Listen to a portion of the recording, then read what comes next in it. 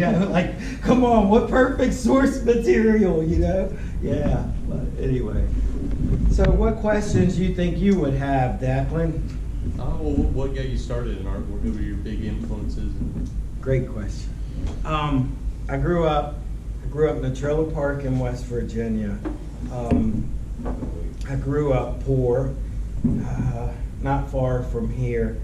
I started over at Shepherd, and I was kind of struggling to find any kind of, I wanted something creative, but I really couldn't find. I got into photography, and the first artist that speaks to me is Joel Peter Wicken. And this is probably like 1987, 88. I'm just beginning to get into punk, Right. Cro-Mags. I remember I went to see, I didn't know much about the punk rock scene, I went to see the Cro-Mags.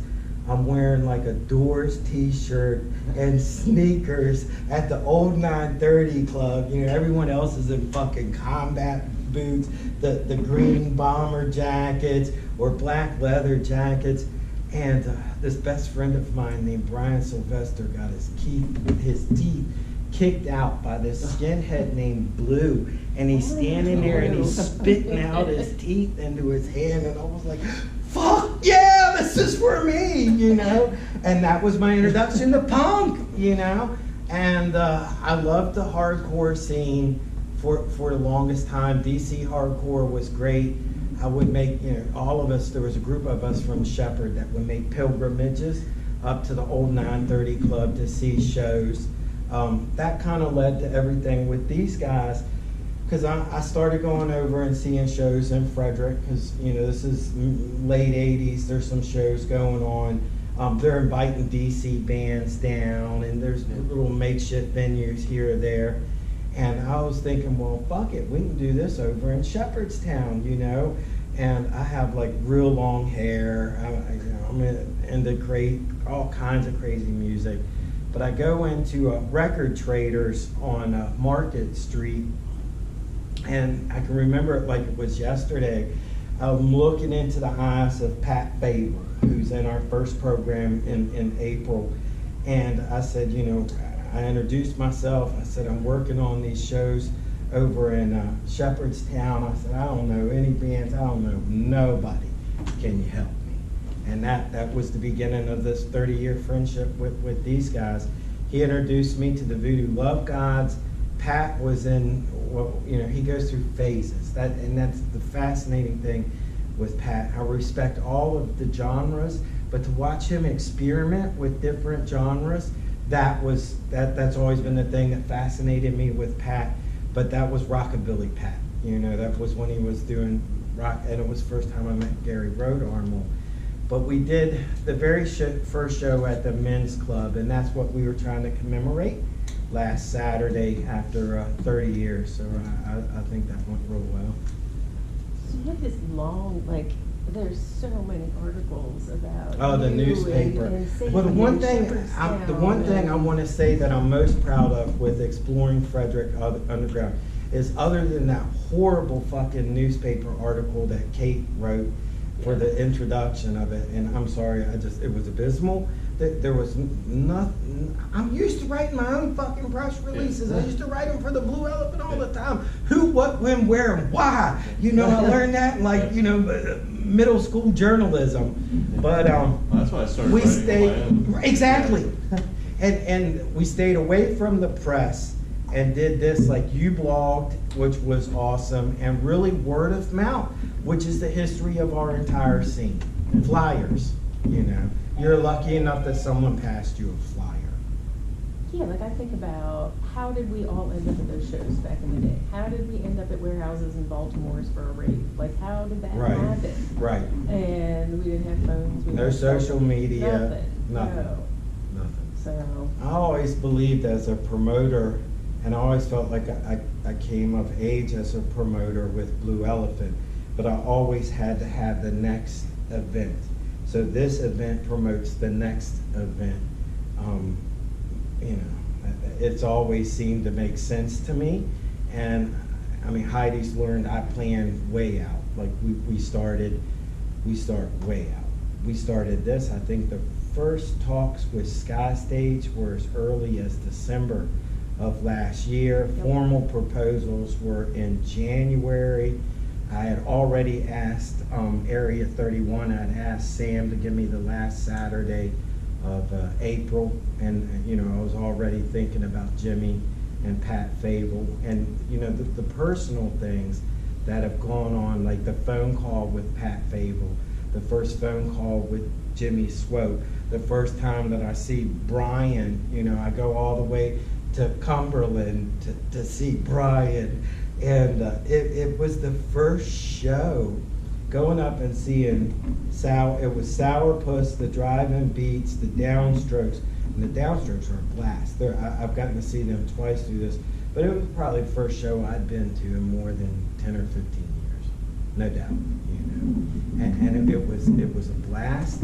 It was a long trip, and the club is Roundhouse or something, Red House. It's an old strip bar. That was so and I remember going in the 80s, and it was a strip bar, and so part of the stage that the guys are playing on, or where the strippers were dancing, I thought that was really cool. So how is this bending you as an artist? It made me feel like an artist once again, and I feel like as a filmmaker, I've done the thing that I do best, which is the documentary, shooting it, filming it. I'm a great cinematographer. I'm a horrible fucking editor. I hate editing. I worked with my first film with Trailer Trash. I worked with a great editor named David Longer. His dad is a gynecologist here. His mom is like a surgeon. I met him while I was teaching at Shepherd. I taught a class over there on film.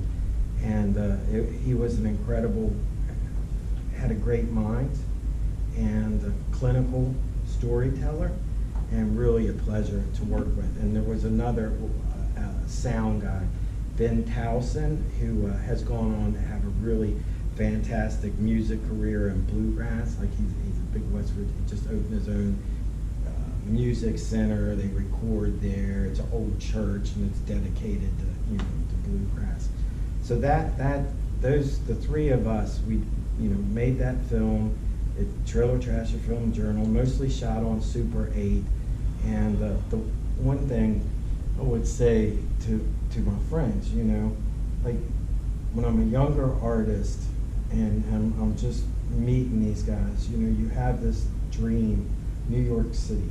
If I can make a piece of art that makes it all the way to New York City on its own strength and its own validity, that it's objective, you're objective, that it's objectively judged into a prestigious art environment, that it's shown, and that would be success, from the trailer park in West Virginia.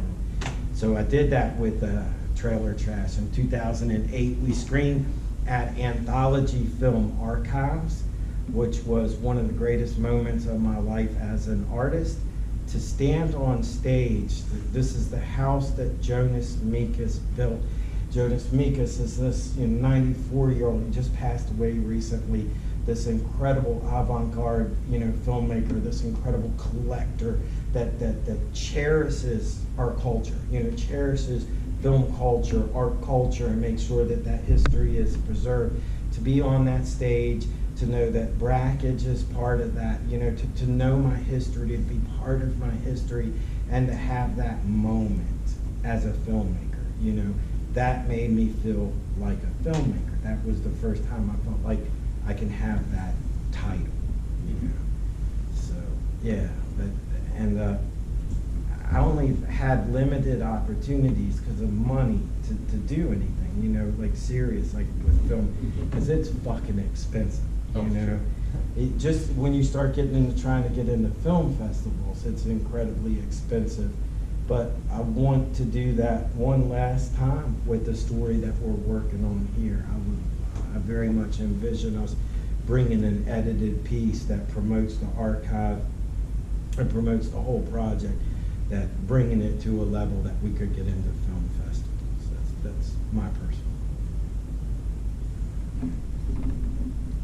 I'm excited for that. I think that's gonna be fun. Okay, so Declan, tell me like your generation to this and your parents and like how does all of Yeah. this shape you? And Well, it's like growing up with misfit parents and being named after Elvis Costello, and like that sort of roots in music was completely different because everyone I went to school with doesn't listen to the music